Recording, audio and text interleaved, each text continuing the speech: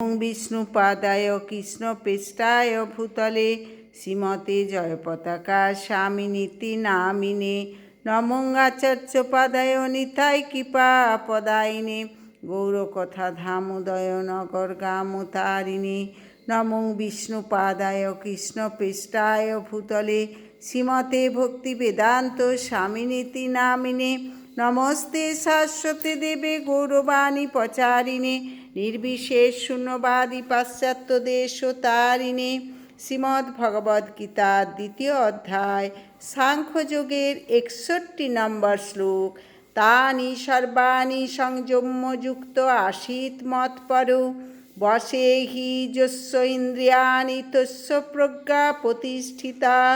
অনুবাদ যিনি তার ইন্দ্রিয়গুলিকে সম্পূর্ণরূপে সংযত করে আমার প্রতি উত্তমা ভক্তিপরায়ণ হয়ে তার ইন্দ্রিয়গুলিকে সম্পূর্ণরূপে বশীভূত করেছেন তিনি স্থিতপ্রজ্ঞ।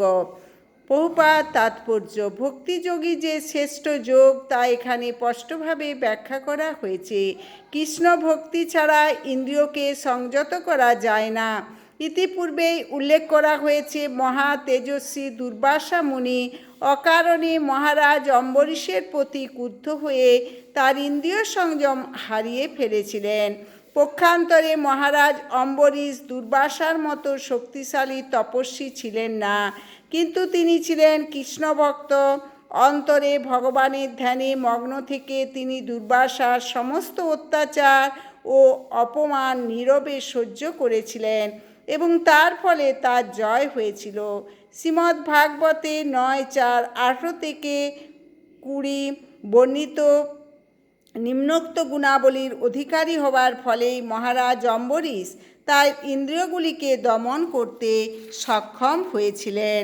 মহারাজ অম্বরীশ তার মনকে শ্রীকৃষ্ণের চরণারবিন্দের ধ্যানে, তার বাণী দিয়ে বৈকুণ্ঠের গুণবর্ণনায়, তার হাত দিয়ে তিনি ভগবানের মন্দির মার্জনে, তার কান দিয়ে ভগবানের লীলা শ্রবণে, তার চোখ দিয়ে ভগবানের সচ্চিদানন্দময় রূপ দর্শনে, তার দেহ দিয়ে ভক্ত দেহ স্পর্শনে, তার নাক দিয়ে ভগবানের শ্রীচরণে অর্পিত ফুলের ঘ্রাণ গ্রহণে, তার জিহ্বা দিয়ে ভগবানকে অর্পিত তুলসীর স্বাদ আস্বাদনে, তার পদদ্বয় দ্বারা যেখানে ভগবানের মন্দির বিরাজমান সেই সব তীর্থস্থানে ভ্রমণে, তার মস্তক দিয়ে ভগবানকে প্রণতি নিবেদনে এবং তার কামনা দিয়ে ভগবানের কামনা সম্পাদনে নিয়োজিত করেছিলেন। এই সমস্ত গুণাবলী তাকে ভগবানের মৎপর ভক্ত করে তোলে। এখানে মৎপর শব্দটি খুব তাৎপর্যপূর্ণ। কিভাবে মৎপর হওয়া যায় তা মহারাজ অম্বরীশের আচরণের মাধ্যমে আমরা উপলব্ধি করতে পারি। মৎপর পরম্পরায় আচার্য মহাপণ্ডিত শিল বলদেব বিদ্যাভূষণ মন্তব্য করেছেন, মদ ভক্তি প্রভাবেন সর্বেন্দ্রিয় বিজয় পূর্বিকা সাত্মদৃষ্টি সুলভেতি ভাব। ভগবান শ্রীকৃষ্ণের সেবা করার মাধ্যমে কেবল ইন্দ্রিয়গুলিকে সম্পূর্ণভাবে সংযত করা যায়। তাছাড়া কখনো কখনো আগুনের দৃষ্টান্ত দেয়া হয়।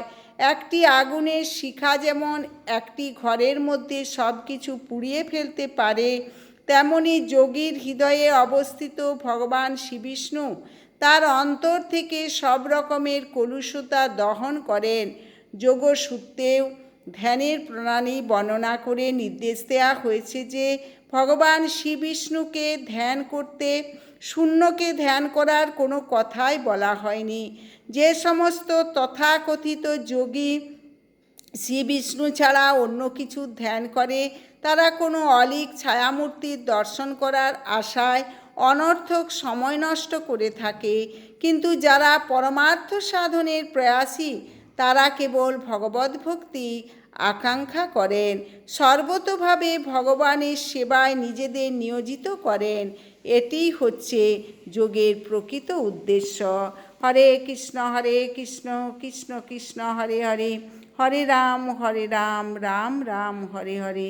আপনারা চ্যানেলটি সাবস্ক্রাইব করবেন, বেশি বেশি করে শেয়ার করবেন, লাইক করবেন, কমেন্ট করবেন।